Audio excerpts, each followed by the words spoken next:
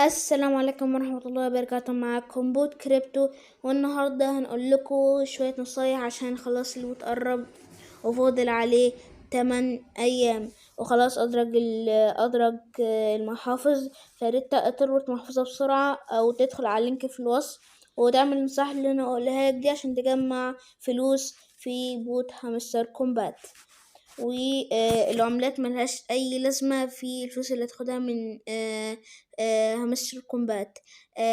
كل اللي الربح في الساعة هو ده بس اللي هتربح منه. ومكتوب لك هنا الحاجات اللي هتاخد عليها نقط تقريبا. واحلى الكروت اللي لازم تشتريها هو الكارت دوت ودوت ودوت ودوت ودوت ودوت. تمام، فدول احلى الكروت اللي لازم تشتريها، ومعهم دول كمان ده كمان. تمام، وفي يعني انت لما تيجي تشتري كروت دوس على نيو كاردز. تمام، هتشتري كل الكروت. تمام. وياريت يعني تدعي لأصحابك دعوات عشان يجيلك يفتح لك كروت وتقدر يعني تشتري كروت ويجيلك ربح أعلى. أنا دلوقتي 4,500,000.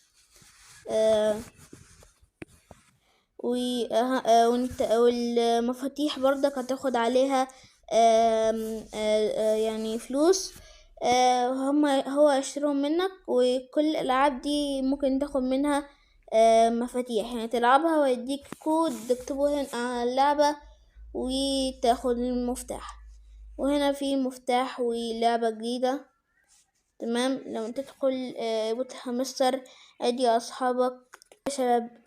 وكمان يا شباب، لو انت ياريت تتابع القناة بتاعتنا عشان تستفاد اكتر واكتر من بوت هامستر كومبات.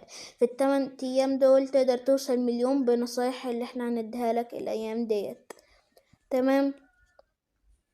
ياريت يعني تزود تعمل هنا محفظة عشان تعرف تاخد الفلوس، عشان تقدر تاخد ولا حاجة غير ما تعمل محفظة.